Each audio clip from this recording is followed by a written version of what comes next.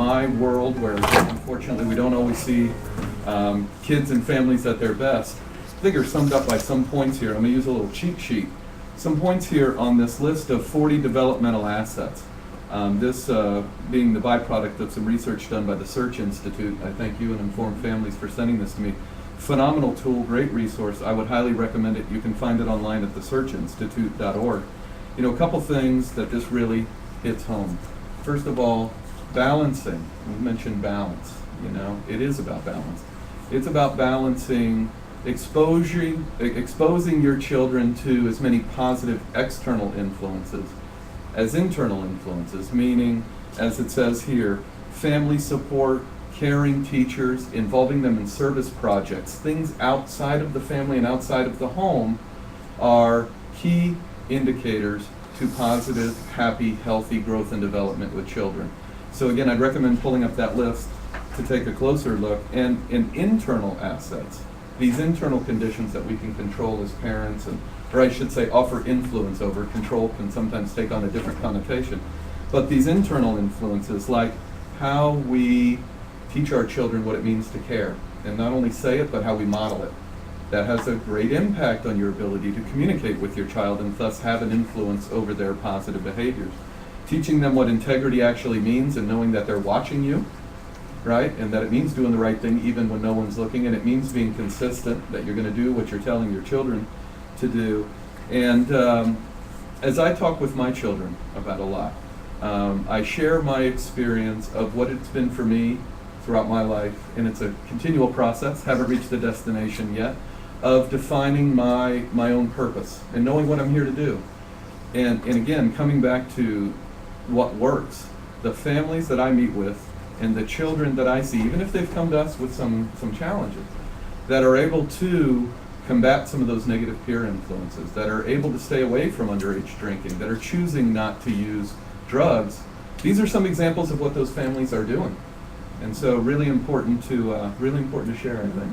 I think it is too, and I think as you all were talking, that one of the things, a theme we used to have before was relax, relate, and release. You have to know when to release your child, and there is a whole difference between helicopter parenting and monitoring a behavior. You know, I'm going to a party and don't ask anybody about it or any of that, or we go to South Beach at 2 o'clock in the morning and that's the norm. Well, now folks, come on. You know, it's like the V8 thing. That's when you intervene.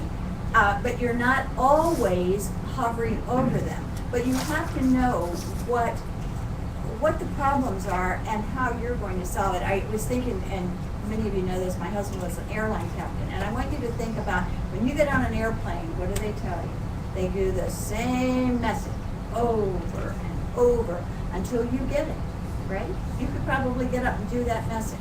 It's an important message because it could save your life. So you have to sort of start to know what are the messages you're going to focus on with your child that is going to save their life. Now, I told someone, we had a funny experience here. One of our employees has done all the right thing. His kid went out and got a blue mohawk. You know what? In the big scheme of things, the employee was embarrassed, not the kid. The kid loved it. Is a blue mohawk going to kill you? No. Relax, relate, and release. That's not good. So he got into it and told him exactly that he needed to change that haircut. We took him back to the barber, and he came out, and he did. It was orange. So distortion is always going on. I think it's a dance. Right. And sense of humor. I see we really need a sense of humor, and the more stressed we get, the more we sometimes want to, and this employee was quite stressed. But if you could step back and see the sense of humor to this, you can relax and relate and release. So And those it's are difficult, important. and it's difficult, I think, to relax in our society today because we are accessible 24 hours a day. We're accessible via all the technology, and so what happens is when we do get a quiet time, everybody is doing just that, being quiet, and we miss opportunities with our children to have a conversation. And that's why it's very important in today's world to have a technology-free time and get to know, and talk about, it could be anything, it could be the weather. I think your kids need to reconnect with you, and like I said, I've seen toddlers and babies already in front of a computer. It's a great babysitter, and you know that when they're behind a screen, you get to rest because of all the anxiety and stress you're going through in today's world. So I really encourage everybody to try to find some time, particularly at dinner time.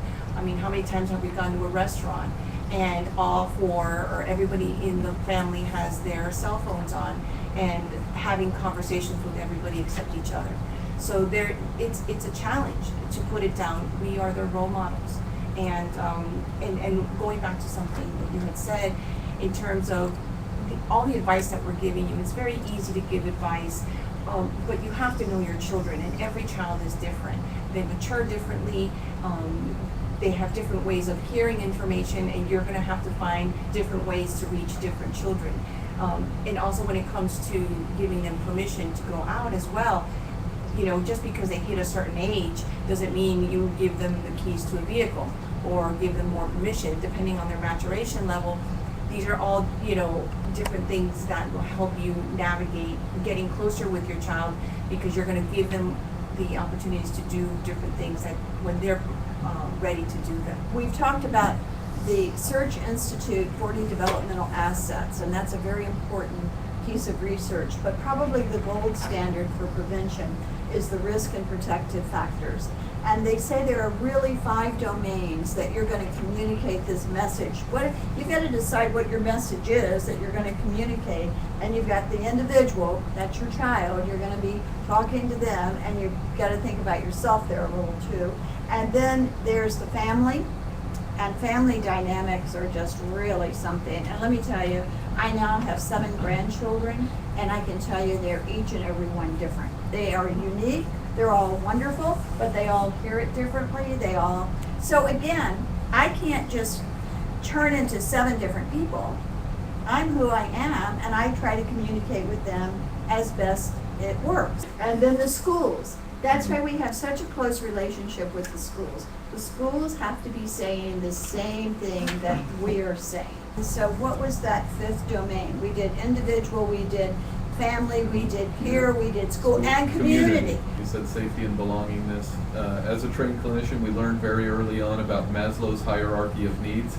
You know, you just mentioned 3 of them right there. People want to feel safe. People want to belong. People want to be heard and relate to people. So interesting and almost paradoxical that the more complex and multifactorial our world and society becomes, really when it comes right down to it, it's those simple things about belongingness and safety and communication.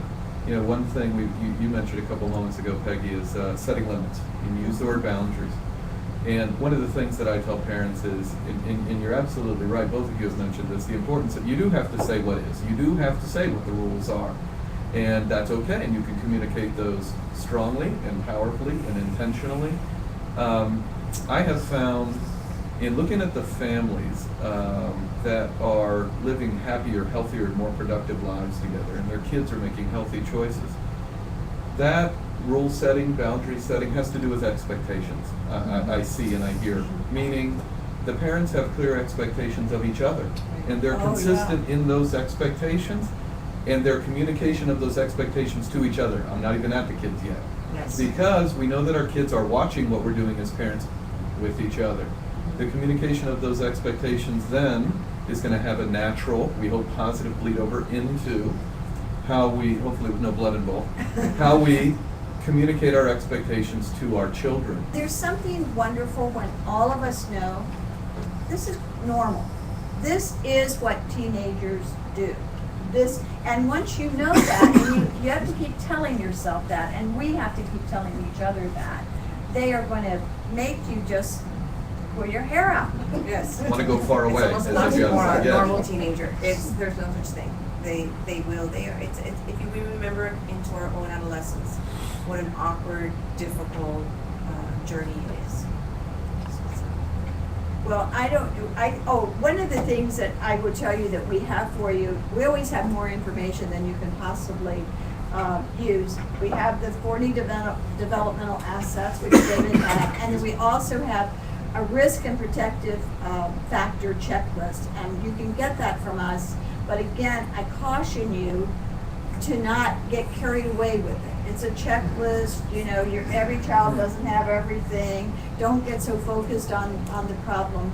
Think solution, not problem. Once you're always dealing in the problem, who wants to hear you?